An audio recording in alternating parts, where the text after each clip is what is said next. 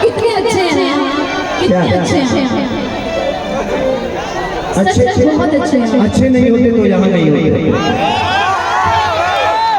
इस जिंदगी में जो भी अच्छा है डिम्पल, ये सच्चाई।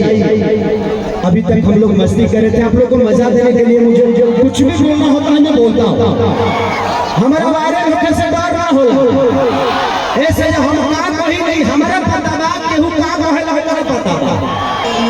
जिंदगी में यहाँ जितने भी कलाकार बैठे ये हर आदमी दिल का अच्छा है, इसीलिए आपके सामने खड़ा है। नहीं तो यहाँ बहुत सारे कलाकार आवत वालों जाते लोग उनको पते तक लेना चाहिए। सुनिए ना, दो शब्द बोल हमेशा बोल प्यार किया बदनाम हो गए, प्यार किया बदनाम हो गए, चर्चे हमारे सरिया हो गए।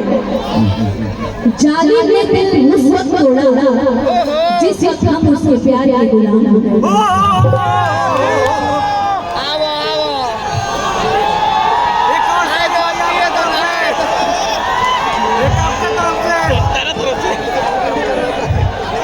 तुम दुनिया के सामने प्यार को सरेआम करते हो, तुम दुनिया के सामने प्यार को सरेआम करते हो। पगली ये बता दो कितने लोगों से प्यार करते हो।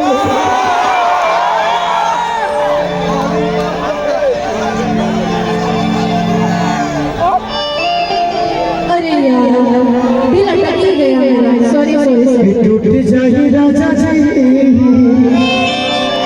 पहला प्यार, पहला प्यार तू तो अपन करे तेरे चेंज कर रहे हो, पता नहीं कि समझ में तेरा प्यार होता है पीसीओ की फोन होता। सुनिए सुनिए सुनिए, जियो की सिम हो गई हेलो हेलो हेलो, पूरा में डाटा ढेर प्यार हो लड़की करे तो सही भाई।